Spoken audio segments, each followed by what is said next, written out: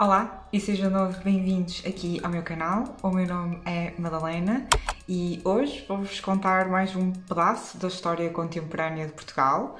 Vou-vos falar de um dos organismos mais conhecidos na política portuguesa, a PIDE. Durante a ditadura portuguesa, também designada por Estado Novo, que durou mais de 40 anos, muitas foram as coisas escondidas sobre ameaça de censura. Mas quase 5 décadas passadas desde o fim da ditadura em Portugal, o que é que realmente sabemos sobre o organismo que mais assustava os portugueses? A PIDE, Polícia Internacional de Defesa do Estado, foi criada a 22 de outubro de 1945. Foi a polícia política portuguesa criada sob um contexto de ditadura do Estado Novo, sendo o chefe de governo da altura António de Oliveira Salazar, o homem que mais tempo esfiou o país. Num contexto da Segunda Guerra Mundial, da qual Portugal tecnicamente não participou, não era muito incomum Estados com regimes autoritários na Europa serem reforçados por organismos disfarçados de polícias políticas para melhor controlar o país, mas, sobretudo, melhor controlarem os oponentes do Estado Supremo. Este foi o caso, por exemplo, da Alemanha com a Gestapo e da antiga União Soviética com a KGB. Estes organismos eram os instrumentos pelos quais os Estados de regimes autoritários europeus da altura conseguiam controlar e difundir o medo por toda a população. Embora a PIDE remonte só a 1945, já em 1933, a quando da Constituição do Estado Novo, já havia um seu precedente, a PVDE, Polícia de Vigilância e Defesa do Estado, que surgia como consequência de enormes mudanças políticas em pouquíssimo tempo em território português. Em apenas 25 anos, Portugal tinha passado por 4 formas de governo do país diferentes. Tínhamos deixado de ser uma monarquia e passamos a ser uma república em 1910, passamos a ser uma ditadura militar em 1926 e em 1933 um Estado autoritário designado de Estado Novo. Estas polícias políticas tinham como missão averiguar possíveis ideias contrárias às do Estado português e, sempre que possível, eliminá-las de qualquer das formas. Transformando-se em PIDE em 1945, tornou-se uma polícia política de atuação nacional e com mais amplos poderes.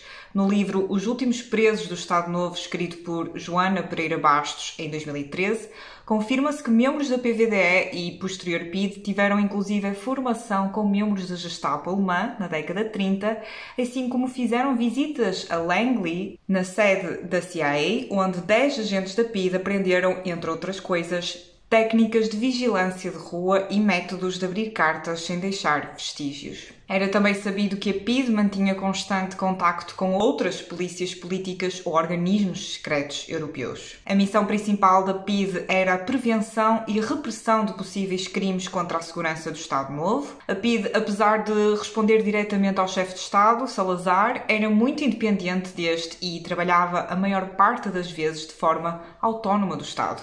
Era quase um braço independente da polícia judiciária, mas, claro, com muito mais poderes, sem limites, eu diria.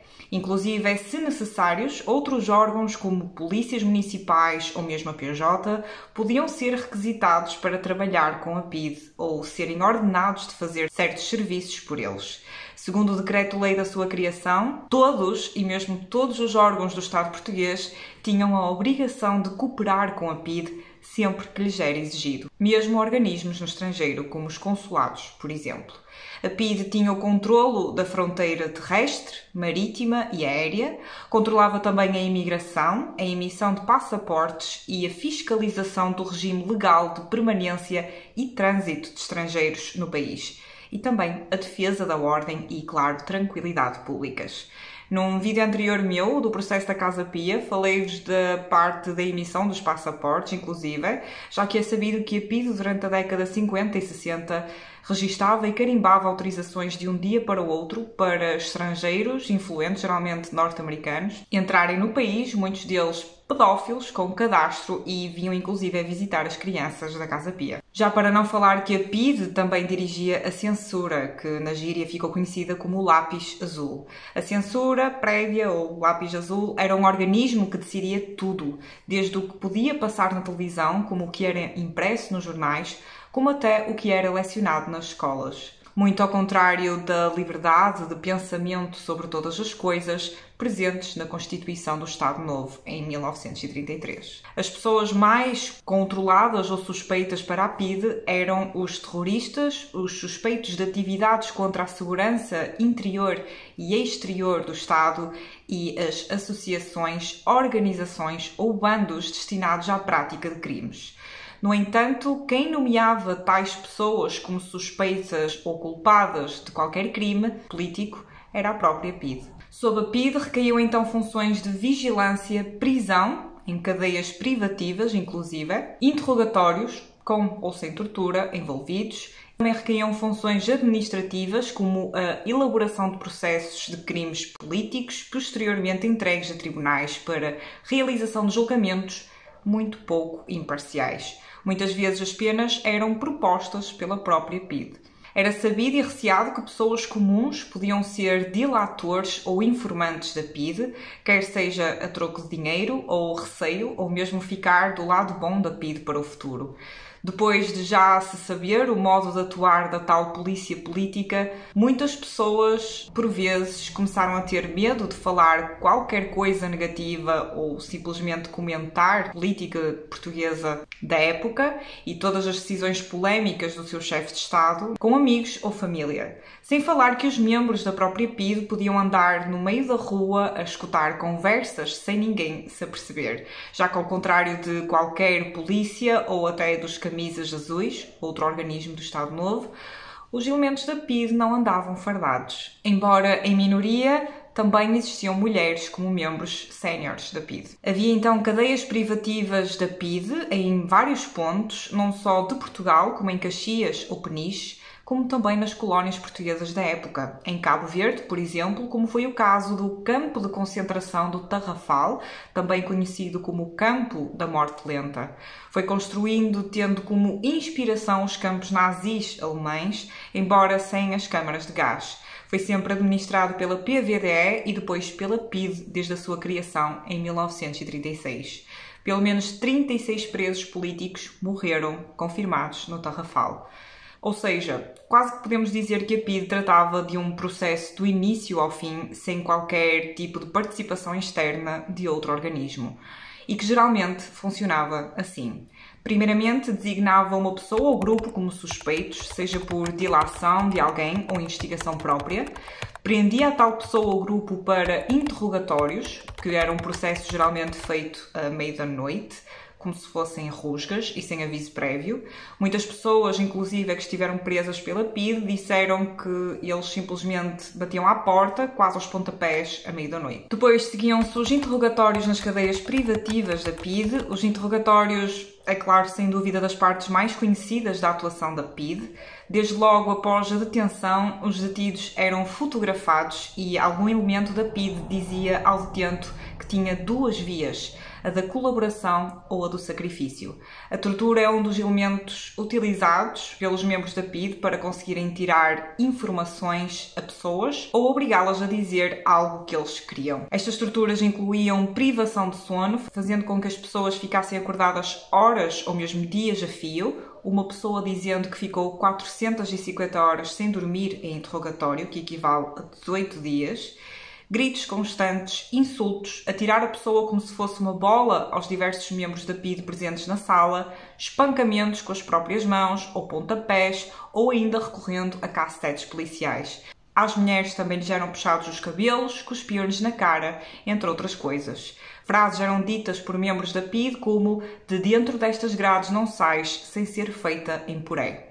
O terror por antecipação também era utilizado, muitas vezes os elementos da PIDE dizendo antecipadamente o que iriam fazer nas horas seguintes com a pessoa. Muitos detidos eram torturados não só para falar, como também para assinarem confissões aleatórias que a própria PIDE escrevia e caso se recusassem a assinar porque não disseram ou fizeram nada daquilo, sofriam de novo as consequências. Muitas pessoas saíam dos interrogatórios diretamente para o hospital ou inclusive para os postos de saúde das próprias cadeias da PIDE, ou até mesmo diz-se mortas. E por fim, a parte final seria a elaboração de um processo por escrito, envio aos tribunais, julgamento e a pena que podia então ou não ser acordada com a PIDE. É sabido, no entanto, que muitas pessoas suspeitas ou consideradas mesmo perigosas para o Estado foram eliminadas pela PIDE sem haver qualquer interrogatório que fosse. No entanto, não se tem noção de a quantas pessoas isto sucedeu, havendo apenas 2 nomes sonantes: Humberto Delgado e José Dias Coelho.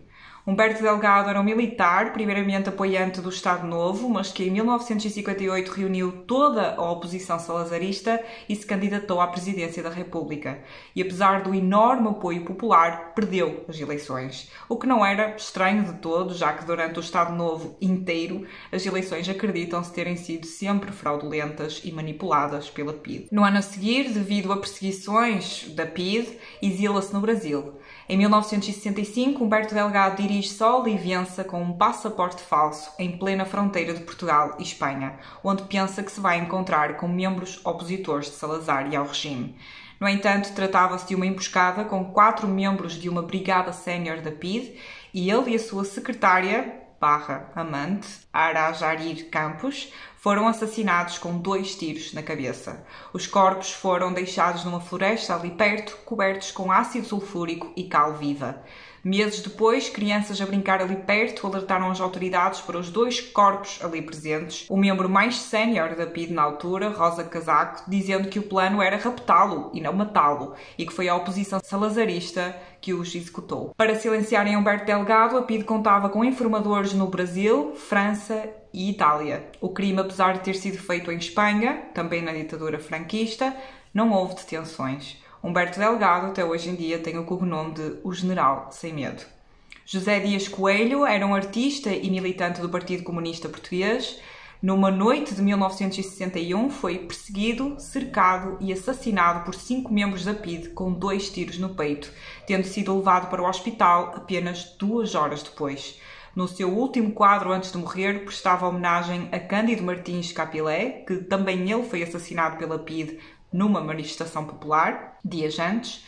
José escreve no quadro, quase prevendo o seu próprio destino, a frase: "De todas as sementes deitadas à terra, é o sangue derramado pelos mártires que faz levantar as mais copiosas searas." Estes são apenas 2 nomes de muitos mais. A PIDE tinha 2 sedes administrativas principais em território nacional, a sede principal na rua António Maria Cardoso, em Lisboa, e o núcleo do Porto a funcionar no edifício do Museu Militar, na Rua do Heroísmo. Para além de que ocupava 30 edifícios do Estado e arrendava outros 60. E por que é que alguém podia ser detido pela PIDE, concretamente falando? Desde coisas realmente graves e ameaçadoras ao Estado, como por ser membro ou afiliado do Partido Comunista Português, ou pessoas com afiliações ao Partido Republicano, segregações ou associações secretas que pudessem colocar a hipótese de derrubo do Estado Novo, até simples críticas à política ou a Salazar mesmo como pessoa. O pior insulto que se podia dizer nesta altura, ou se quiséssemos ver alguém em problemas sérios, era gritar bem alto e apontar dizendo a palavra comunista,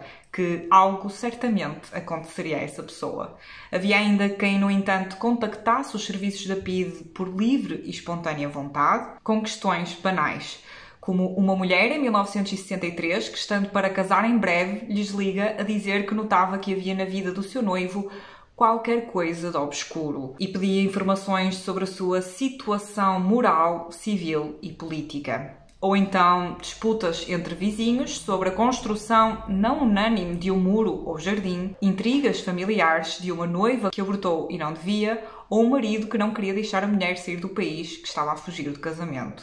Como quase que se tratassem de detetives privados. Se não fosse tão sem noção, até se calhar teria piada. Alguns presos políticos mais conhecidos da PIDE foram também Álvaro Cunhal, militante do Partido Comunista, que esteve 15 anos preso pela PIDE, Miguel Torga, escritor português acusado de defender ideias subversivas, Luís de Tal Monteiro, escritor da obra Felizmente ao Luar, ainda hoje estudada nas escolas, mas não aprovada pela censura da época, e Maria Eugénia Varela Gomes, sempre ao lado da oposição, apoiou o candidato Humberto Delgado publicamente, esteve meio ano isolada na prisão de Caxias e foi submetida também ela à tortura do sono. À medida que o Estado Novo se ia desmoronando, também a PIDE intensificava as suas detenções e ficava mais agressiva nos seus interrogatórios. Na década de 60, com a intensificação das tensões nas colónias portuguesas e a opinião pública contrária às políticas do ultramar, visto que já não fazia muito sentido manter as colónias,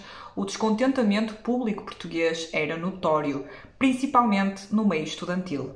O que ficou conhecido pelo movimento de estudantes foi nada mais do que sucessivas manifestações e revoltas de estudantes universitários na rua, protestando contra a política portuguesa e a censura da PIDE.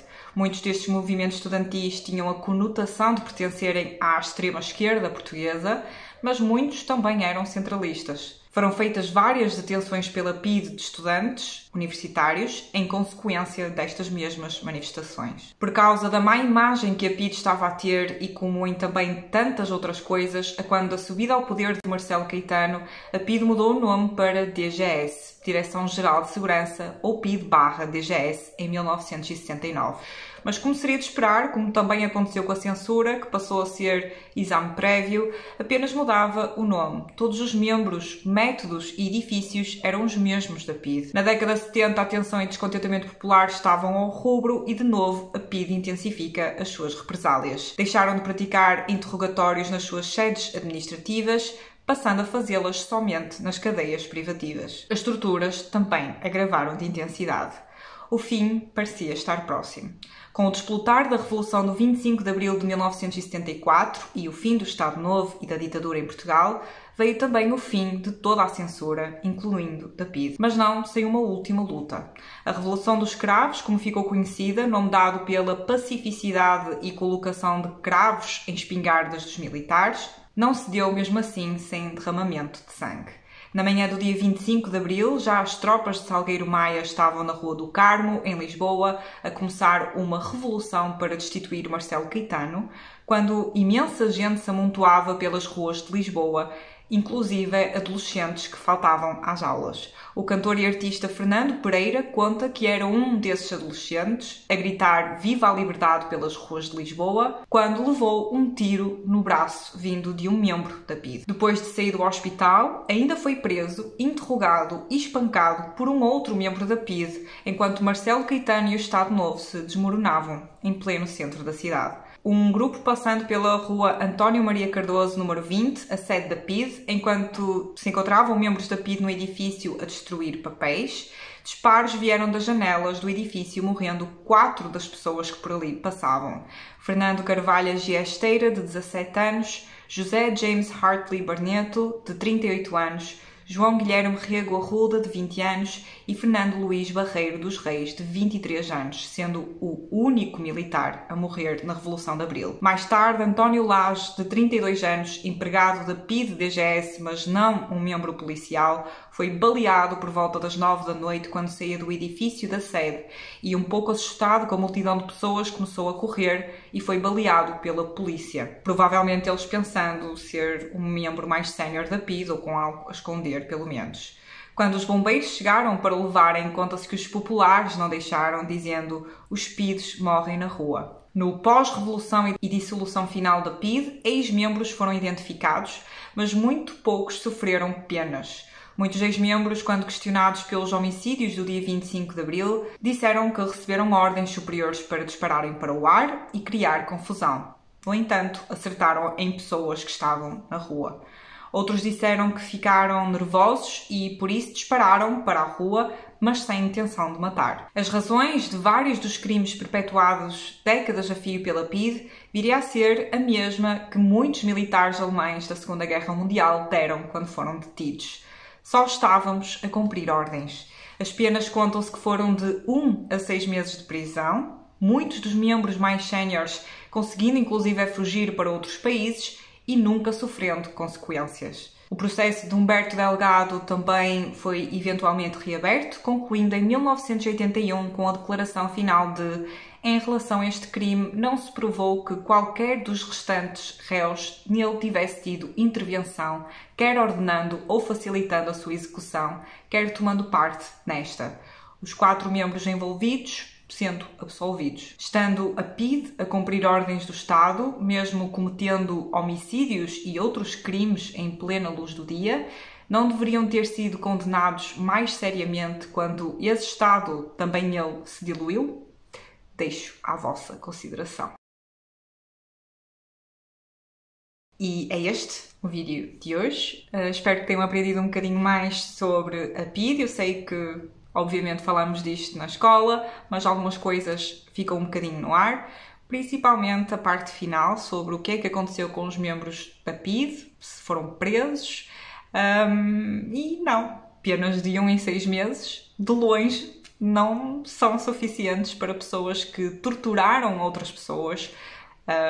E um país que hoje em dia faz parte da União Europeia, que apoia os direitos do homem. É incrível pensar como apenas pouco mais de 10 anos antes de entrarmos numa União Europeia estávamos a cometer este tipo de atrocidades.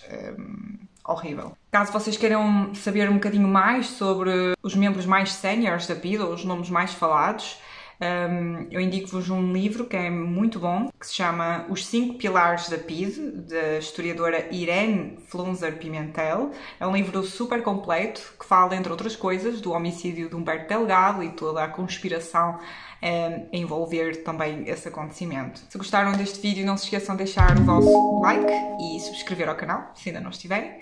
Por hoje é tudo e vemo-nos no próximo. Bye! Certo, as polícias políticas... Ai, credo.